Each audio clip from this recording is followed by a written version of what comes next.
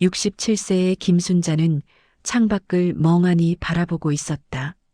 남편이 세상을 떠난 지 석 달 혼자 사는 집은 너무 넓고 조용했다.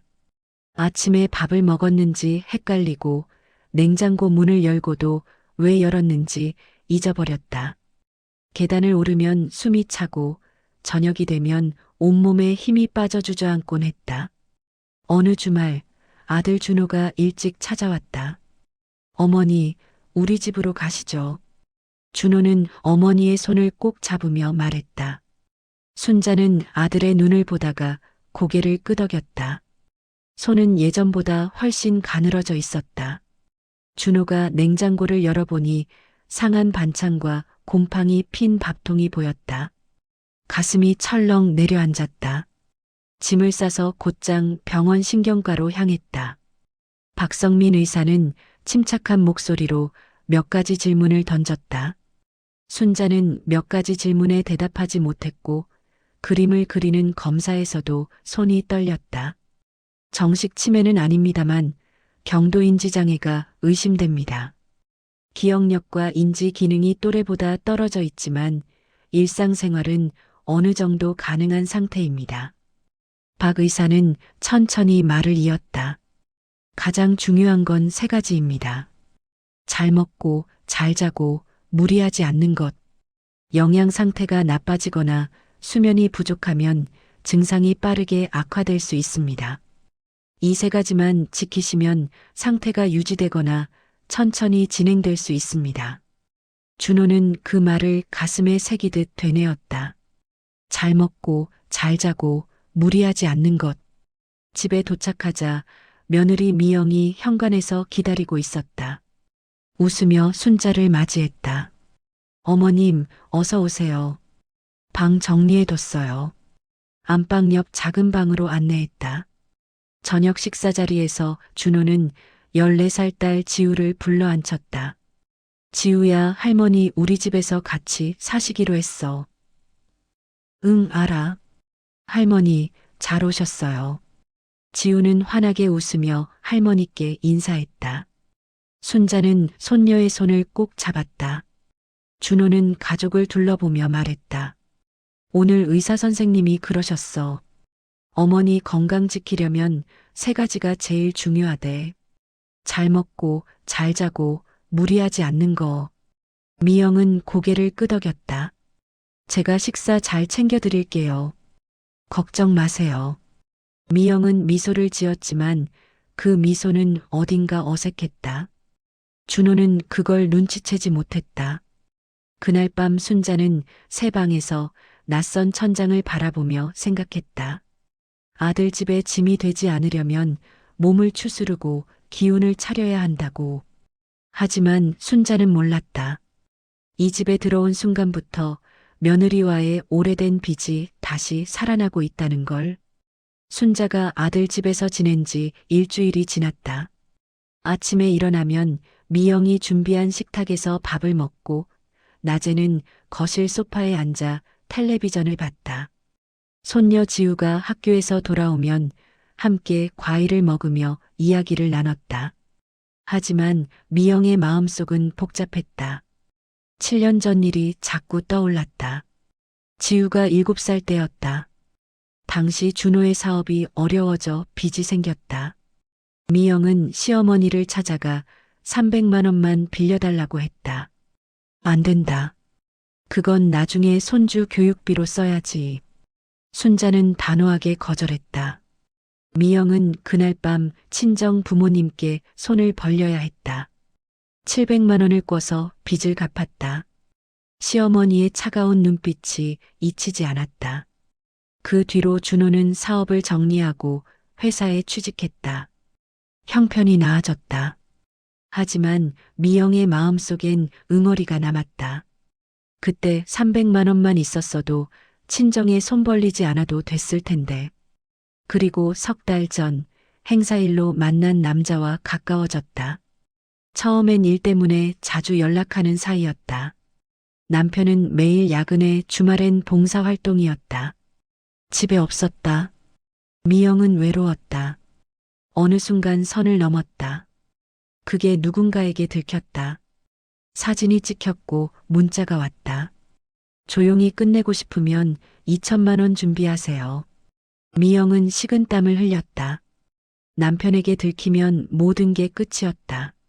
하지만 그 돈을 어디서 구한단 말인가. 통장엔 고작 300만 원뿐이었다. 그러던 차에 시어머니가 들어왔다. 미영은 알고 있었다. 시어머니에겐 남편 사망 후 받은 보험금과 집 정리한 돈이 있다는 걸. 아마 5천만 원쯤은 될 거라고 준호가 말한 적이 있었다. 어느 목요일 저녁 준호는 부산 출장으로 이틀간 집을 비웠다. 지우는 학원에 갔고 집엔 미영과 시어머니 둘뿐이었다. 미영은 심호흡을 했다. 지금이 기회였다. 저녁 9시쯤 미영은 시어머니 방문을 두드렸다. 어머님, 잠깐 들어가도 될까요? 그래, 들어와. 순자는 침대에 앉아 책을 보고 있었다. 미영은 문을 닫고 순자 옆에 조심스럽게 앉았다. 어머님, 죄송한데 말씀 좀 드릴 게 있어요. 사실은 제가 좀 어려운 일이 생겼어요. 일 때문에 생긴 문제인데 조용히 해결하려면 돈이 좀 필요해요. 2천만 원만 있으면 일이 더 커지기 전에 조용히 끝낼 수 있어요. 방 안 공기가 무거워졌다. 순자는 천천히 물었다. 무슨 일인데 그렇게 큰 돈이 필요하냐? 미영은 시선을 피했다. 진짜 이유를 말할 순 없었다. 그냥 일 때문에 생긴 빚이에요. 지금 갚지 않으면 준호 씨한테까지 피해가 갈 것 같아서요. 하지만 순자는 고개를 저었다. 그런 돈은 못 준다.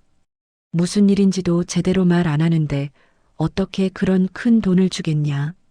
그리고 내 돈은 나중에 준호랑 지우가 쓰라고 아껴둔 거다. 미영의 얼굴이 일그러졌다. 7년 전 그날이 떠올랐다. 그때도 이랬다. 300만 원도 안 빌려주더니 지금도 마찬가지다. 어머님, 이건 정말 우리 가족을 위한 일이에요. 그게 무슨 소리냐? 도대체 무슨 일이길래? 순자가 날카롭게 물었다. 미영은 대답할 수 없었다. 침묵이 흘렀다. 미영아, 나도 너희 형편이 어려운 거 안다. 하지만 이렇게 갑자기 2천만 원을 달라는 건 말이 안 된다. 정말 어려우면 준호한테 말해라. 부부끼리 의논하는 게 맞는 거 아니냐? 미영의 얼굴이 하얗게 질렸다. 남편한테 말하라고? 그럼 모든 게 끝이다. 알겠어요, 어머님. 제가 너무 무리한 부탁을 드렸나 봐요. 미영은 자리에서 일어났다.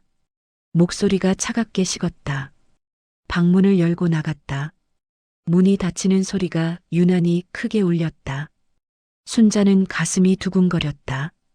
뭔가 잘못된 것 같았다. 며느리의 마지막 표정이 너무 차가웠다. 거실로 나온 미영은 소파에 털썩 앉았다. 손으로 얼굴을 감쌌다. 머릿속이 복잡했다. 2천만 원을 구할 방법이 없다. 그럼 스캔들이 터질 것이다. 남편은 자신을 떠날 것이다. 미영의 눈빛이 달라졌다. 7년 전에도 거절했고 지금도 거절했다. 그렇다면 어머님도 편하게만 지낼 순 없다. 다음 날 아침부터 분위기가 달라졌다. 미영은 시어머니에게 아침 인사를 하지 않았다. 식탁에 놓인 국그릇도 어제보다 작았다. 반찬도 김치 한 접시뿐이었다. 다음 날 저녁 준호가 출장에서 돌아왔다. 현관문을 열고 들어서자 미영이 웃으며 맞이했다. 여보, 힘들었죠? 저녁 준비했어요. 미영의 목소리는 부드러웠다. 식탁에는 된장찌개와 고등어구이가 놓여 있었다. 순자도 식탁에 앉아 있었다. 준호는 어머니 얼굴을 자세히 봤다. 이틀 사이에 조금 야윈 것 같았지만 출장 피로 탓에 자신의 눈이 침침한 거겠거니 생각했다. 다음 날 아침 준호는 7시에 출근 준비를 했다. 어머니 방에 들러 인사했다. 어머니, 다녀올게요. 그래, 조심해서 다녀와라. 준호가 현관문을 나서자마자 집안 분위기가 바뀌었다. 미영의 얼굴에서 미소가 사라졌다. 눈빛이 차갑게 식었다. 미영은 시어머니 방으로 걸어가 문을 두드리지도 않고 열었다. 어머님. 미영의 목소리는 낮고 차가웠다. 이 집에서 편하게 살고 싶으시면 제 말 잘 들으세요.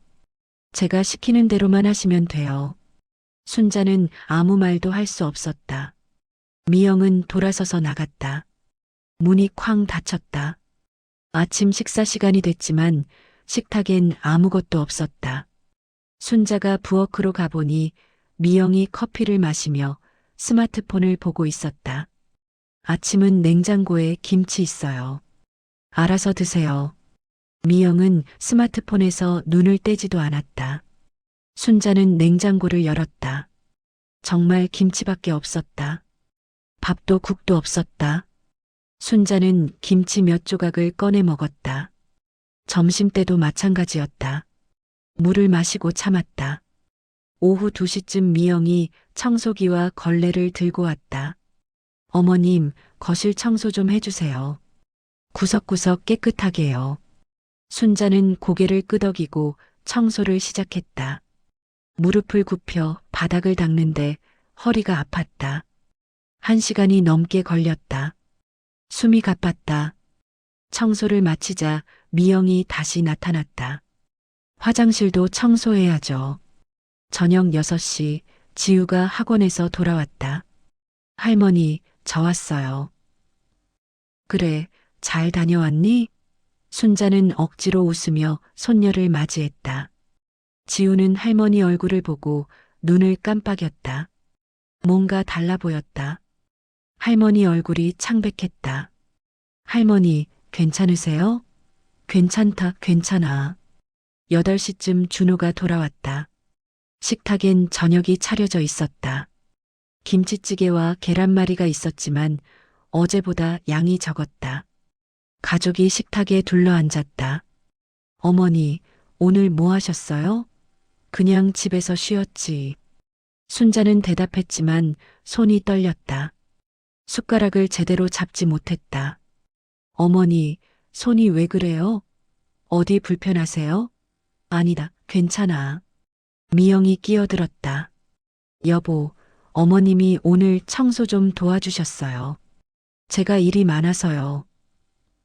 어머니, 무리하지 마세요. 의사 선생님이 편히 쉬라고 하셨잖아요. 알았다. 식사 후 미영이 부엌에서 나왔다. 손에 빨간색 병을 들고 있었다. 홍삼 음료였다. 어머님, 이거 드세요. 건강에 좋으니까요. 미영은 병을 순자 손에 쥐어줬다. 뭔가 이상했다. 미영의 목소리가 너무 차가웠다.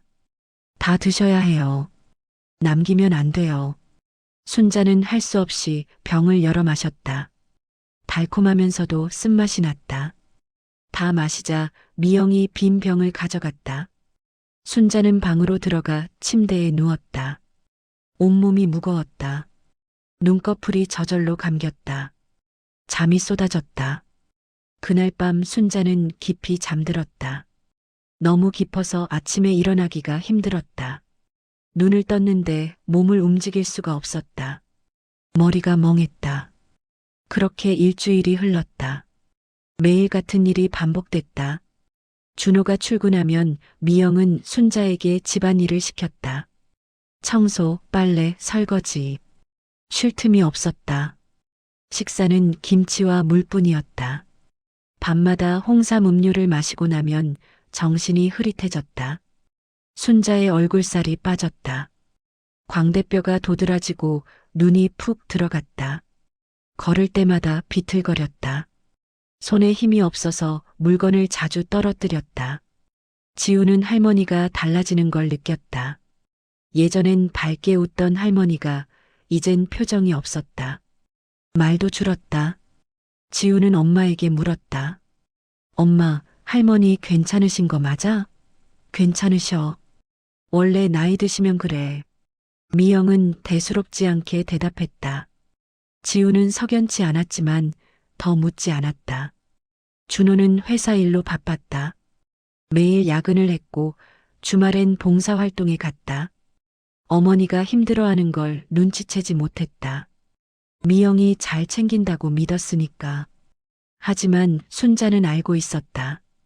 의사가 강조한 세 가지가 모두 무너지고 있다는 걸.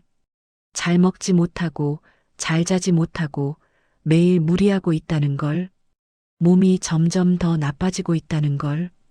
그날 밤 순자는 어두운 천장을 보며 생각했다. 7년 전 그날 미영에게 300만 원을 빌려줬어야 했을까? 아니, 빌려줬다 해도 지금 상황이 달라졌을까? 순자는 알 수 없었다. 그저 어둠만이 순자를 감쌌다. 이틀 후 화요일 아침이었다. 지우는 학교 개교 기념일이라 집에 있었다. 아빠는 일찍 출근했고 엄마는 부엌에서 설거지를 하고 있었다. 지우는 거실에 노트북을 펼쳤다. 오늘 동아리 발표 자료를 마무리해야 했다. 10시쯤 지우는 발표 리허설을 하기로 했다. 스마트폰을 거치대에 올려 카메라로 쓰고 녹화 버튼을 눌렀다. 안녕하세요. 오늘 제가 준비한 주제는 플라스틱 쓰레기 문제입니다. 발표가 3분쯤 지났을 때였다. 복도 쪽에서 소리가 들렸다. 할머니 방 쪽이었다. 어머님, 빨래 개하죠. 엄마의 목소리였지만 평소와 달랐다. 낮고 차갑게 가라앉아 있었다. 지우는 순간 발표를 멈추고 그쪽을 쳐다봤지만 복도는 보이지 않았다. 다시 발표를 이어갔다. 빨리 하셔야 돼요. 점심 준비도 하셔야죠. 엄마의 목소리가 또 들렸다. 점심 준비를 할머니가 한다고? 지우는 이상했다. 할머니는 편히 쉬셔야 하는데. 발표를 끝까지 마치고 녹화를 멈췄다. 파일을 노트북으로 옮겨 편집을 시작했다. 헤드폰을 끼고 소리를 키웠는데 발표 중간중간에 다른 소리가 들렸다. 프레임 밖에서 녹음된 소리였다. 어머님, 빨래 개하죠? 엄마의 목소리가 선명하게 들렸다. 이 목소리는 평소 엄마가 아니었다. 차갑고 명령하듯 말하는 투였다. 조금 더 재생하자 할머니의 작은 대답 소리가 들렸다. 알았어. 할머니 목소리는 기운이 없었다. 지쳐 있었다. 지우는 가슴이 답답해졌다. 뭔가 잘못됐다. 점심때가 됐다. 식탁에 국과 반찬이 놓였다. 엄마가 차린 게 아니었다. 할머니가 준비하신 거였다. 지우는 엄마를 쳐다봤다. 엄마, 할머니가 점심 만드셨어요? 엄마는 고개를 끄덕였다. 응, 할머니가 하시겠대. 심심하시니까. 그래도 할머니 편히 쉬셔야 하는 거 아니에요? 병원에서 그랬잖아요. 지우야, 할머니가 원하셔서 하시는 거야. 어른 일에 간섭하지 마. 엄마의 목소리는 부드러웠지만 단호했다. 지우는 더 말하지 못했다. 식사 후 지우는 방으로 들어가 스마트폰 메모 앱을 열었다. 뭔가 기록해야 할 것 같았다. 7월 16일 화요일. 엄마가 할머니한테 차갑게 말하는 거 녹음됨. 할머니가 빨래 개고 점심 준비하심. 얼굴 많이 피곤해 보임. 지우는 메모를 저장했다. 혹시 모르니까 앞으로 계속 지켜봐야겠다고 생각했다. 오후 3시쯤 초인종이 울렸다. 이웃집 차영이 할머니였다. 손에 반찬통을 들고 계셨다. 미영 씨, 나물 좀 만들어서 가져왔어요. 시어머님께 드리라고요. 엄마는 현관문을 반쯤 막고 섰다. 아, 감사해요. 그런데 어머님이 지금 주무시고 계셔서요. 아, 그래요? 그럼 제가 나중에. 괜찮아요. 제가 전해드릴게요. 고맙습니다. 엄마는 반찬통을 받고 재빨리 문을 닫았다. 지우는 그 모습을 지켜봤다. 뭔가 이상했다. 평소 같으면 엄마가 차 할머니를 집으로 들이고 차라도 한 잔 대접했을 텐데. 지우는 거실로 나가 할머니 방을 살짝 들여다봤다. 할머니는 자고 계시지 않았다. 침대에 앉아 빨래를 다시 개고 계셨다. 지우는 가슴이 먹먹해졌다. 엄마가 거짓말을 했다. 지우는 다시 방으로 돌아와 메모 앱을 열었다. 오후 3시 차 할머니가 방문했는데 엄마가 할머니 주무신다고 거짓말하고 빨리 돌려보냄. 실제로 할머니는 안 주무시고 빨래 개고 계심. 지우는 메모를 다시 읽어봤다. 하나씩 이상한 일들이 쌓여갔다. 메모 앱 맨 위에 제목을 붙였다. 할머니 관찰 일지. 내일부터 더 자세히 기록하기로 했다. 사흘 뒤 금요일 준호에게 급한 출장이 생겼다. 대구 거래처에 이틀간 내려가야 했다. 아침 일찍 집을 나서며 말했다. 일요일 저녁에 들어올게. 어머니, 불편하신 거 있으면 미영이한테 말씀하세요. 준호가 현관문을 나서자 집안 공기가 무거워졌다. 미영의 표정이 차갑게 변했다. 지우는 그 변화를 놓치지 않았다. 학교에 가기 전 지우는 스마트폰 녹음을 켜두기로 했다. 스마트폰을 거실 책장 뒤편에 살짝 세워뒀다. 녹음 버튼을 눌렀다. 그리고 학교로 향했다. 오전 11시쯤이었다. 미영은 시어머니 방으로 들어갔다. 순자는 침대에 앉아 약을 먹으려던 참이었다. 어머님, 오늘 점심은 필요 없죠? 알아서 드시면 돼요. 냉장고에 김치 있잖아요. 물이랑 드시면 되죠. 저는 외출해야 해서요. 미영은 그렇게 말하고 돌아섰다. 순자는 할 말을 잃었다. 미영은 곧 외출복으로 갈아입고 집을 나갔다. 순자는 부엌으로 갔다. 냉장고를 열었다. 정말 김치와 물만 있었다. 반찬도 밥도 없었다. 순자는 김치 몇 조각을 꺼내 물과 함께 먹었다. 배가 허전했다. 온몸에 힘이 없었다. 오후 3시쯤 지우가 학교에서 돌아왔다. 집엔 할머니 혼자 계셨다. 지우는 조용히 거실로 들어가 책장 뒤편에 숨겨둔 스마트폰을 꺼냈다. 녹음이 계속되고 있었다. 방으로 가서 녹음을 멈추고 파일을 확인했다. 헤드폰을 끼고 재생 버튼을 눌렀다. 처음엔 정적이 흘렀다. 그러다 11시쯤 목소리가 들렸다. 어머님, 오늘 점심은 필요 없죠?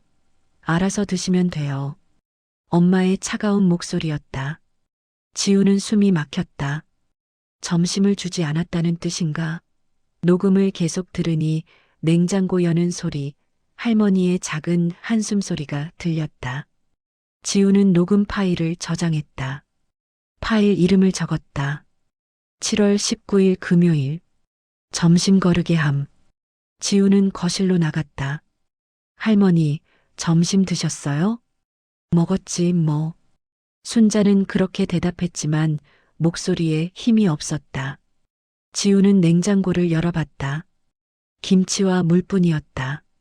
지우는 주먹을 꽉 쥐었다. 할머니가 제대로 드시지 못한 게 분명했다. 지우는 스마트폰으로 냉장고 안을 사진 찍었다. 날짜와 시간이 자동으로 기록됐다. 증거였다. 다음 날 토요일 아침, 지우는 일찍 일어났다. 거실로 나왔는데 이상한 게 눈에 띄었다. 거실과 복도 사이에 깔린 카펫 한쪽 끝이 살짝 접혀 있었다. 어제까지만 해도 평평했는데 의도적으로 접은 것처럼 보였다. 걸려 넘어지기 딱 좋은 높이였다. 지우는 스마트폰으로 카펫을 사진 찍었다. 아침 9시쯤 미영이 순자에게 무거운 유리 그릇을 주며 말했다. 어머님, 이거 부엌에 좀 가져다 주세요. 그릇엔 과일이 가득 담겨 있었다. 무게가 상당했다. 순자는 그릇을 받아들고 부엌으로 향했다. 복도를 지나는데 발이 카펫에 걸렸다. 순자는 비틀거렸다. 그릇이 손에서 미끄러졌다. 으악! 균형을 잡으려 했지만 몸이 기울었다. 쨍그랑 소리와 함께 순자도 옆으로 쓰러졌다. 무릎과 손바닥이 바닥에 부딪혔다. 지우는 방에서 소리를 듣고 뛰어나왔다. 할머니가 바닥에 쓰러져 계셨다. 깨진 유리 조각과 과일이 사방에 흩어져 있었다. 할머니. 지우는 할머니를 부축해 일으켰다. 할머니의 손등에 피가 났다. 유리에 긁힌 것 같았다. 팔 위쪽에도 멍이 생기기 시작했다. 미영이 부엌에서 나왔다. 하지만 놀라거나 걱정하는 기색이 없었다. 어머님, 조심하셔야죠. 이제 치우셔야 돼요. 엄마, 할머니 다치셨잖아요. 괜찮아. 약 바르면 돼. 어머님, 유리 조심해서 치우세요. 미영은 그렇게 말하고 거실로 돌아갔다. 지우는 할머니를 부축해 소파에 앉히고 약을 가져왔다. 상처에 약을 바르며 손등의 상처와 팔의 멍을 스마트폰으로 조심스럽게 사진 찍었다. 할머니, 왜 이렇게 된 거예요? 내가 조심성이 없어서 그래. 아니에요. 카펫이 접혀 있었잖아요. 지우는 접힌 카펫을 다시 봤다. 그리고 사진을 한 장 더 찍었다. 이건 우연이 아니었다. 누군가 일부러 할머니가 넘어지도록 만든 거였다. 그날 밤 자정이 넘었을 때 지우는 잠이 오지 않아 침대에 누워 있었다.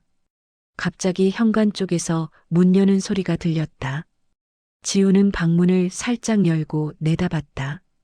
엄마가 외출복을 입고 현관으로 나가는 모습이 보였다. 새벽 1시가 넘은 시간이었다. 현관문이 닫혔다. 잠시 후 아파트 안내 방송이 들렸다. 차량이 출차되었습니다. 지우는 스마트폰 메모 앱을 열었다. 7월 20일 새벽 1시 15분. 엄마 외출, 차량 출차 안내 방송 들림. 지우는 창문으로 다가가 아래를 내려다봤다. 주차장에서 차 한 대가 나가는 게 보였다. 아빠 차였다. 엄마가 운전하고 있었다. 지우는 가슴이 두근거렸다. 뭔가 큰 비밀이 있는 것 같았다. 일요일 오전, 지우는 어젯밤 일이 계속 떠올랐다. 새벽에 차를 몰고 나간 엄마. 블랙박스를 확인해 볼까? 아빠 차에는 주차 중에도 녹화되는 블랙박스가 달려 있었다. 오후 2시쯤 엄마는 장을 보러 나갔다. 1시간쯤 걸린다고 했다.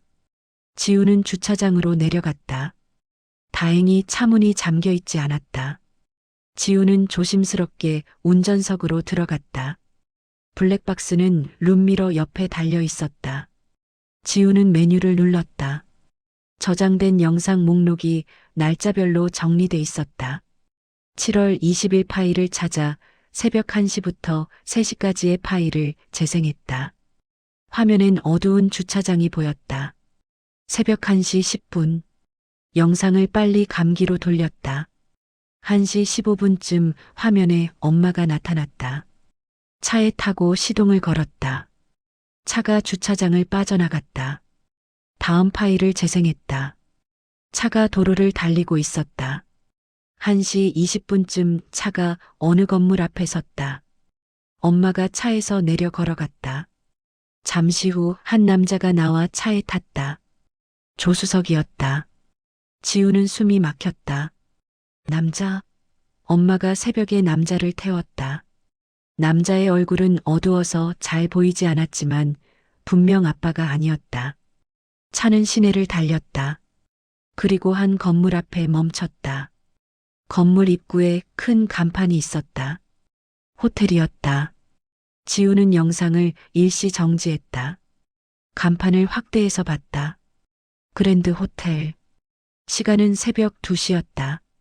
지우는 손이 떨렸다. 엄마가 남자를 태워 호텔로 갔다. 차가 호텔 주차장으로 들어가고 영상이 끊겼다. 다음 파일을 열었다. 시간은 새벽 4시였다. 차가 다시 시동이 걸렸다. 같은 남자가 조수석에 앉아 있었다. 차는 아까 그 건물로 돌아갔다. 남자가 내렸다. 그리고 차는 집으로 향했다. 지우는 스마트폰을 꺼냈다. 블랙박스 화면을 동영상으로 찍기 시작했다. 중요한 장면들을 모두 녹화했다. 차를 타는 남자, 호텔 간판, 시간 표시. 녹화를 마치고 지우는 메모 앱을 열었다. 7월 20일 새벽 1시 15분. 엄마 출발. 1시 20분. 모르는 남자 탑승. 2시. 그랜드 호텔 도착. 4시. 남자 하차 후 귀가. 지우는 영상 파일을 클라우드에 백업했다. 엄마가 불륜을 저질렀다. 그래서 할머니한테 돈을 요구했나? 입막금 돈? 그리고 할머니가 거절하자 학대를 시작한 거다. 아니, 어쩌면 더 깊은 이유가 있을지도 모른다. 7년 전 일이 떠올랐다. 엄마가 할머니한테 돈을 빌리려 했을 때 지우는 차에서 내렸다. 집으로 올라가는 엘리베이터 안에서 결심했다. 모든 증거를 모아야 한다. 그리고 아빠가 출장에서 돌아오면 보여드려야 한다. 저녁 7시 준호가 출장에서 돌아왔다. 현관문을 열고 들어서자 저녁 냄새가 났다. 미영이 부엌에서 음식을 차리고 있었다. 다녀왔어요. 여보, 고생 많았어요. 어서 씻고 와요. 준호는 어머니 방으로 갔다. 순자는 침대에 앉아 창밖을 보고 계셨다. 준호는 가슴이 철렁했다. 어머니 얼굴이 이틀 사이 더 야윈 것 같았다. 어머니, 제가 없는 동안 괜찮으셨어요? 그래, 괜찮았다. 순자는 그렇게 대답했지만 목소리에 힘이 없었다. 준호는 어머니 손을 잡았다. 손이 차갑고 가늘었다. 씻고 나와 식탁에 앉았다. 가족이 함께 저녁을 먹었다.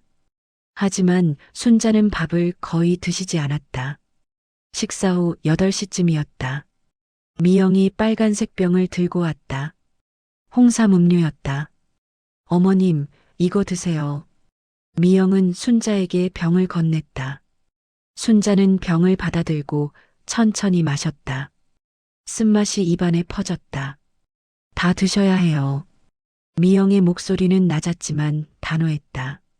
순자는 마지막 한 모금 마셨다. 10분쯤 지났을 때였다. 순자는 소파에 앉아 있다가 갑자기 어지러움을 느꼈다. 머리가 핑 돌았다. 가슴이 답답했다. 숨쉬기가 힘들었다. 순자는 가슴을 손으로 움켜잡았다. 숨이 가빠졌다. 어머니, 괜찮으세요? 준호가 고개를 돌렸다. 순자는 대답하지 못했다. 눈앞이 흐릿해졌다. 몸이 옆으로 기울었다. 그대로 소파에서 미끄러져 바닥으로 쓰러졌다. 쿵 소리가 났다. 어머니. 준호는 벌떡 일어나 어머니에게 달려갔다. 여보, 119 불러.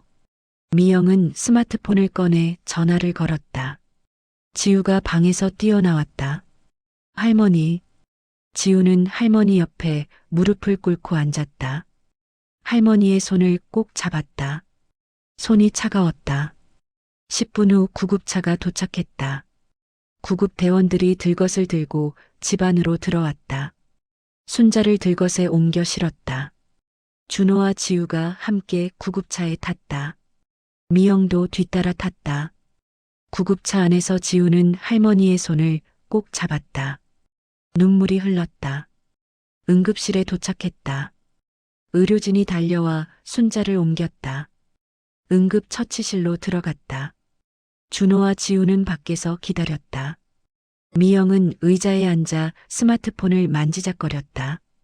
30분쯤 지났을 때 의사가 나왔다. 박성민 의사였다. 순자를 처음 진찰했던 신경과 의사였다. 선생님, 저희 어머니 괜찮으신 거죠? 박 의사는 차트를 들고 천천히 고개를 끄덕였다. 일단 의식은 돌아오셨고 안정을 찾으셨습니다. 입원 치료가 필요합니다. 보호자분, 혈액 검사 결과를 보니까 심각한 문제가 있습니다. 잠깐 따로 이야기할까요? 박 의사는 준호를 상담실로 안내했다. 지우도 아빠를 따라 들어갔다. 미영은 복도 의자에 그대로 앉아 있었다. 상담실에서 박 의사는 검사 결과지를 책상에 펼쳤다. 환자분 혈액에서 수면제 성분이 다량 검출됐습니다. 수면제요? 어머니가 수면제를 드셨다고요? 네. 그런데 문제는 양입니다. 일반적인 복용량보다 훨씬 많아요. 스스로 이 정도를 드셨다고 보기는 어렵습니다. 그리고 한 달 만에 10kg이 빠지셨어요. 이건 정상적인 체중 감소가 아닙니다. 영양 상태로 나빠진 겁니다. 제대로 식사를 못 하셨고 과도한 신체 활동이 있었던 것으로 보입니다. 준호는 숨이 막혔다. 기억하시죠? 처음 오셨을 때 제가 뭐라고 했습니까? 잘 먹고 잘 자고 무리하지 않는 것. 이 세 가지가 가장 중요하다고 했습니다. 그런데 지금 환자분은 이 세 가지가 전부 무너진 상태입니다. 준호는 두 손으로 얼굴을 감쌌다. 제가 몰랐습니다. 저는 매일 야근하고 주말엔 봉사활동 다니고 집안일은 아내한테 다 맡겼어요. 보호자님, 혈액에서 나온 수면제 성분은 단순히 잠을 못 자서 드신 게 아닙니다. 누군가 의도적으로 투여했을 가능성이 높습니다. 이 부분은 경찰에 신고하셔야 할 수도 있습니다. 지우는 옆에서 아빠를 지켜봤다. 이제 말해야 했다. 더 이상 숨길 수 없었다. 아빠. 준호는 딸을 봤다. 지우의 눈에 눈물이 맺혀 있었다. 아빠, 제가 보여드릴 게 있어요. 뭔데, 지우야? 지우는 스마트폰을 꺼냈다. 손이 떨렸다. 하지만 해야 했다. 할머니를 위해서. 아빠, 이거 봐주세요. 지우는 첫 번째 파일을 열었다. 녹음 파일이었다. 재생 버튼을 눌렀다. 어머님, 오늘 점심은 필요 없죠? 알아서 드시면 돼요. 미영의 차가운 목소리가 흘러나왔다. 준호는 눈을 크게 떴다. 이거 미영이 목소리잖아. 네, 아빠. 아빠가 출장 간 날이에요. 엄마가 할머니한테 점심을 안 줬어요. 준호는 스마트폰을 가만히 들여다봤다. 다음 파일을 지우가 재생했다. 또 미영의 목소리였다. 명령하듯 차가운 말투였다. 그리고 할머니의 지친 대답. 지우는 다음 파일을 열었다. 사진이었다. 냉장고 안 사진. 김치와 물만 덩그러니 있었다. 날짜와 시간이 표시돼 있었다. 이날 할머니가 드신 게 김치밖에 없었어요. 지우는 다음 사진을 보여줬다. 할머니 손등의 상처와 팔의 멍이었다. 이건 할머니가 넘어지셨을 때예요. 엄마가 카펫을 접어놨어요. 그리고 무거운 그릇을 들게 했고요. 준호는 사진을 확대해서 봤다. 상처가 생생했다. 입술이 파르르 떨렸다. 아빠, 저 이것도 다 기록했어요. 지우는 메모 앱을 열었다. 7월 16일부터 시작된 기록들이었다. 엄마의 폭언, 할머니가 하신 집안일, 부족한 식사, 가짜 낙상 정황. 하나하나 꼼꼼하게 적혀 있었다. 지우야, 이걸 내가 다 기록한 거니? 네, 아빠. 뭔가 이상해서요. 할머니가 너무 힘들어 하시는 게 보였어요. 준호는 딸을 안았다.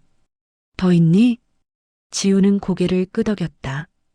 가장 중요한 증거가 남아 있었다. 지우는 블랙박스 영상을 촬영한 파일을 열었다. 아빠, 이건 보시면 충격 받으실 거예요. 영상을 재생했다. 화면에 어두운 주차장이 나왔다. 미영이 차에 타는 모습이 보였다. 시간은 새벽 1시 15분. 영상이 계속됐다. 차가 어느 건물 앞에 섰다. 한 남자가 나와 차에 탔다. 준호는 화면을 뚫어지게 봤다. 저 남자가 누구지? 모르겠어요, 아빠. 저도 처음 보는 사람이에요. 차가 달렸다. 그리고 호텔 앞에 섰다. 간판이 보였다. 그랜드 호텔. 시간은 새벽 2시였다. 준호는 스마트폰을 떨어뜨릴 뻔했다. 아빠, 엄마가 새벽에 남자를 만나러 간 거예요. 그리고 아마 할머니한테 돈을 요구했던 것 같아요. 2천만 원이요. 준호는 입을 다물지 못했다. 머릿속이 하얘졌다. 아내가 불륜을 저질렀다는 것, 그리고 어머니한테 돈을 요구했다는 것, 거절당하자 어머니를 학대했다는 것. 박 의사는 조용히 말했다. 보호자님, 이건 명백한 학대입니다. 경찰에 신고하셔야 합니다. 준호는 고개를 끄덕였다. 지우가 아빠 손을 잡았다. 아빠, 할머니를 지켜야 해요. 그 말에 준호는 정신을 차렸다. 어머니를 지켜야 했다. 이제라도 알았으니 막아야 했다. 준호는 자리에서 일어나 복도로 나갔다. 미영이 의자에 앉아 있었다. 준호는 아내를 향해 천천히 걸어갔다. 주먹을 꽉 쥐었다. 당신 나 좀 봐. 준호의 목소리는 낮고 떨렸다. 미영은 고개를 들었다. 남편의 표정을 보고 얼굴이 굳었다. 준호는 미영을 빈 상담실로 데리고 갔다. 지우도 따라 들어왔다. 문을 닫자 공기가 무거워졌다. 당신이 우리 어머니한테 뭘 한 거요? 준호의 목소리는 낮고 가라앉아 있었다. 하지만 그 안에 분노가 가득했다. 미영은 눈을 피했다. 무슨 소리예요? 저는 어머님을 잘 모셨어요. 잘 모셨다고? 준호는 목소리를 높였다. 그럼 어머니가 왜 한 달 만에 10kg이나 빠지셨어? 왜 혈액에서 수면제 성분이 나왔고? 미영의 얼굴이 하얗게 질렸다. 준호는 지우에게서 스마트폰을 받았다. 녹음 파일을 재생했다. 미영의 차가운 목소리가 방 안에 울렸다. 다음 파일, 또 다음 파일. 냉장고 사진, 할머니 상처 사진, 메모 기록. 모든 게 명백했다. 이건 녹음이 잘못된 거예요. 미영은 필사적으로 변명했다. 하지만 준호는 마지막 증거를 보여줬다. 블랙박스 영상, 새벽 주차장, 남자를 태우는 장면, 호텔로 향하는 장면. 이것도 설명해 보시지. 미영은 화면을 보고 무너졌다. 온몸이 떨렸다. 더 이상 변명할 수 없었다. 여보, 그건 불륜이지. 그리고 어머니한테 돈 요구했고 2천만 원. 침묵이 흘렀다. 한참 후 미영이 입을 열었다. 미안해요. 일이 잘못됐어요. 제가 실수를 했고 그게 들통났어요. 돈을 요구받았어요. 그래서 어머님께 부탁드렸는데 거절당했죠. 그래서 학대한 거야? 미영은 고개를 끄덕였다. 눈물이 멈추지 않았다. 그때 2천만 원만 됐어도 이렇게까지 안 했을 텐데. 7년 전에도 어머님이 저를 도와주지 않으셨잖아요. 300만 원도 안 빌려주셨어요. 그때부터 마음속에 응어리가 생겼어요. 그 말에 준호는 주먹을 쥐었다. 그게 학대를 정당화할 수 있어? 당신 잘못은 생각 안 하고 어머니 탓을 해? 7년 전 일을 지금까지 가슴에 품고 있었던 거야? 미영은 울면서 말했다. 저도 몰랐어요. 제가 이렇게까지 할 줄은. 처음엔 그냥 좀 불편하게만 해드리려고 했어요. 그런데 시간이 지나면서 학대로 변한 거지. 밥도 안 주고 일 시키고 홍삼에 약 타서 먹이고. 그게 당신이 한 짓이야. 준호는 스마트폰을 꺼내 전화를 걸었다. 경찰서였다. 여보세요. 신고하려고 합니다. 노인 학대건입니다. 미영은 고개를 들었다. 공포에 질린 눈으로 남편을 봤다. 여보, 제발. 한 번만. 내가 용서할 문제가 아니야. 어머니가 용서하실 수 있는지가 문제지. 준호는 차갑게 말하고 경찰에게 상황을 설명했다. 통화를 마치고 박 의사에게 말했다. 선생님, 어머니를 보호 조치 부탁드립니다. 알겠습니다. 준호는 어머니 병실로 갔다.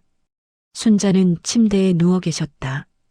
눈을 뜨고 천장을 보고 계셨다. 준호는 어머니 곁에 무릎을 꿇었다. 어머니. 준호의 목소리가 떨렸다. 순자는 고개를 돌려 아들을 봤다. 준호야. 어머니, 죄송합니다. 제가 몰랐어요. 준호는 어머니 손을 잡고 울었다. 제가 봉사활동이며 뭐며 핑계대고 정작 가장 가까운 어머니는 제대로 안 봤어요. 아내한테만 맡기고 저는 신경도 안 썼어요. 순자는 아들의 머리를 쓰다듬었다. 괜찮다. 내 잘못이 아니야. 어머니, 이제 제가 지킬게요. 다시는 이런 일 없을 거예요. 준호는 어머니를 꼭 안았다. 지우도 다가와 할머니 손을 잡았다. 2주일이 지났다. 순자는 병원에서 집중 치료를 받았다. 영양제를 맞고 제대로 된 식사를 했다. 준호와 지우는 매일 병원에 들렀다. 미영은 경찰 조사를 받았다. 준호는 이혼 절차를 시작했다. 순자는 조금씩 얼굴빛을 찾아갔다. 체중도 조금씩 늘었다. 박 의사는 말했다. 잘 회복하고 계십니다. 퇴원 전날 준호는 집을 정리했다. 카펫을 치우고 안전 손잡이를 설치하고 냉장고엔 영양식을 가득 채웠다. 퇴원하는 날이었다. 8월 초였다. 날씨가 맑았다. 준호는 어머니를 휠체어에 모시고 병원 밖으로 나왔다. 햇빛이 따뜻하구나. 그러게요, 어머니. 집에 도착했다. 순자는 깨끗하게 정리된 집을 둘러봤다. 준호야, 집이 많이 달라졌구나. 네, 어머니. 이제 편하게 지내실 수 있을 거예요. 저녁 시간이 됐다. 준호는 정성껏 저녁을 차렸다. 세 사람이 둘러앉았다. 어머니, 많이 드세요. 고맙다. 식사 후 준호는 노트를 꺼냈다. 어머니, 지금부터 제가 매일 기록할 거예요. 식사 시간, 약 복용 시간, 수면 시간. 그리고 출장을 줄이고 봉사활동도 당분간 쉬기로 했어요. 순자는 아들의 손을 잡았다. 의사 선생님 말씀 기억하시죠? 잘 먹고, 잘 자고, 무리하지 않기. 이 세 가지만 지키면 돼요. 알았다. 지우도 거들었다. 할머니, 저도 도와드릴게요. 매일 학교 끝나면 같이 산책해요. 우리 지우야, 고맙다. 그날 밤 순자는 편안히 잠들었다. 오랜만에 편한 잠이었다. 며칠이 지났다. 순자는 제 시간에 일어나 제대로 된 식사를 했다. 오후엔 지우와 함께 산책했다. 체크리스트는 차곡차곡 채워졌다. 어느 날 준호의 스마트폰으로 문자가 왔다. 여보, 제발 한 번만 통화해줘요. 제가 정말 잘못했어요. 미영이었다. 준호는 문자를 읽고 한숨을 쉬었다. 차단할까 고민하다가 그냥 뒀다. 언젠가는 마주해야 할 일이었다. 지우 때문에라도. 그날 밤 순자는 창밖을 보며 생각했다. 7년 전 그날 미영에게 300만 원을 빌려줬다면 어땠을까? 아니, 어쩌면 그건 중요하지 않을지도 모른다. 미영의 마음속 응어리는 돈 문제가 아니었을 테니까. 외로움이었고 무관심이었고 존중받지 못한다는 느낌이었을 것이다. 순자는 며느리를 미워하지 않았다. 그저 슬펐다. 가족이 이렇게 부서지는 게. 하지만 동시에 감사했다. 손녀 지우가 있어서. 아들 준호가 깨달았으니까. 지우는 방에서 할머니 관찰 일지를 다시 읽었다. 그리고 새 항목을 추가했다. 8월 15일. 할머니가 웃으셨다. 진짜 웃음이었다. 지우는 메모를 저장하고 창밖을 봤다. 가족을 지킨다는 건 이런 거구나. 눈 뜨고 있는 것, 외면하지 않는 것, 불편한 진실을 마주하는 것.